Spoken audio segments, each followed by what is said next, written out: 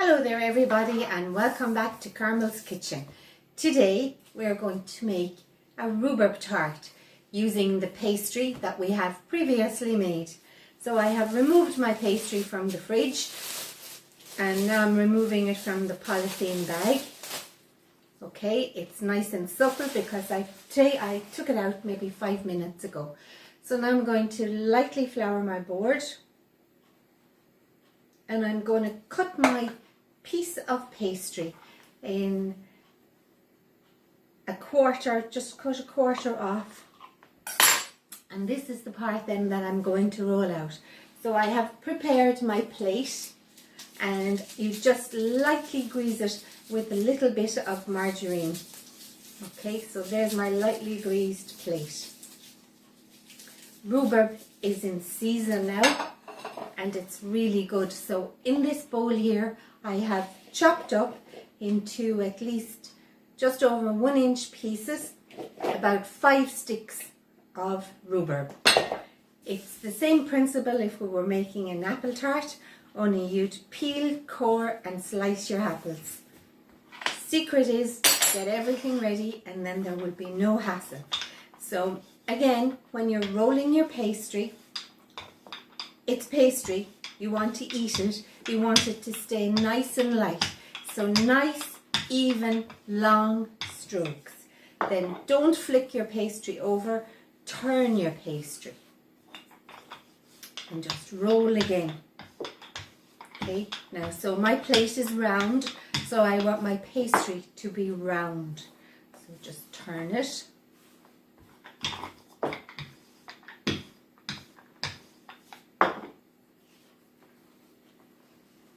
And just turn it. Okay, and don't be trying to roll the pastry going at a different angle. Always straight in front of you.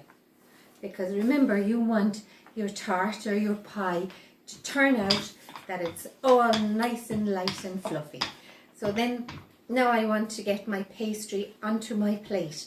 So if you wrap your pastry around your rolling pin, bring your plate in front, lift up your pastry and just out and onto your plate with the rolling pin.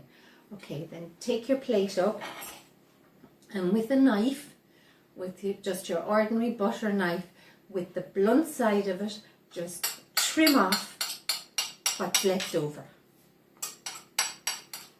I should say hanging over the side of your plate. Trim that off and leave it to the side. Okay, then into this I'm going to put my rhubarb. Okay, and onto that then I'm going to sprinkle some sugar. Spread it out so that it's not too bumpy in the middle of your pastry. So then I've just got some ordinary granulated sugar.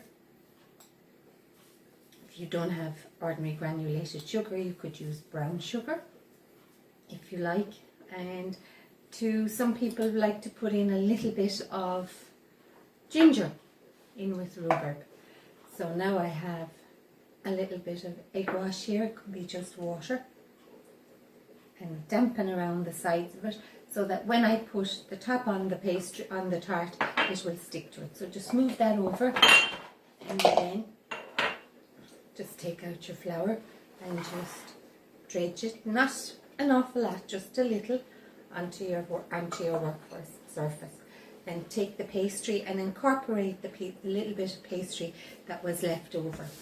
Again, don't be working at it too much because you don't want to be over handling it.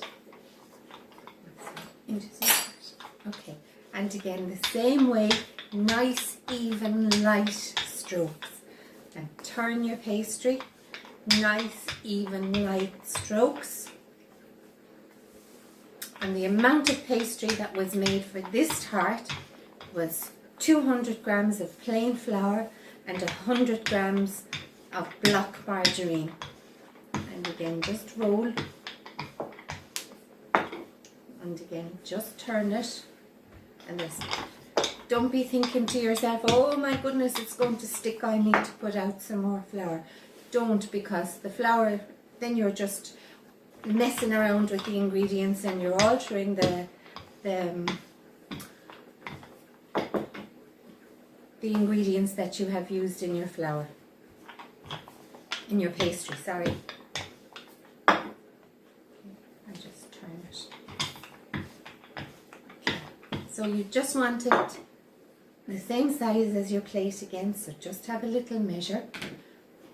Then take your rolling pin, wrap your pastry around it and lift it up and onto your tart.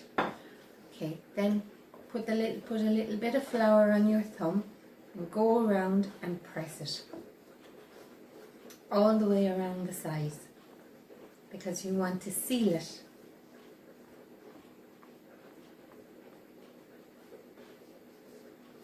Okay, and again, pick up your knife and with the back of your knife trim off the excess.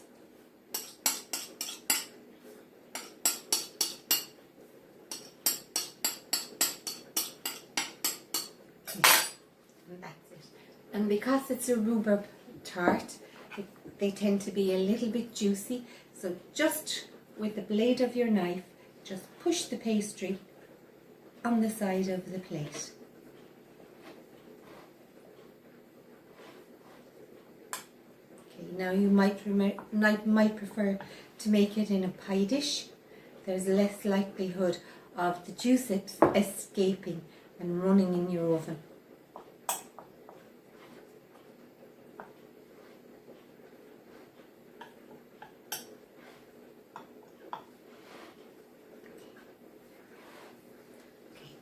And then with my knife I'm just going to put a couple of little holes in it, just to let the fairies out.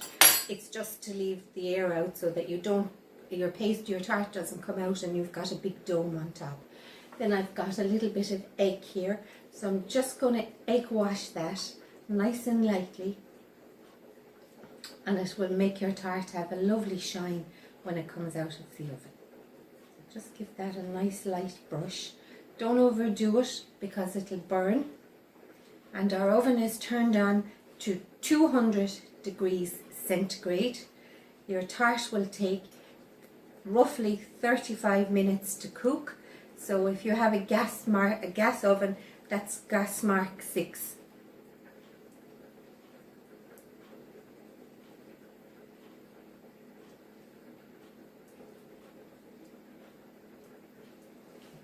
And that's going to go into my nice warm hot oven.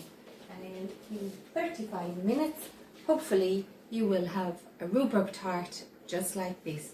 And just to give it a nice little fancy dressing, you could just sprinkle a little bit of sugar on the top. The best of luck and enjoy. See you again soon. Bye.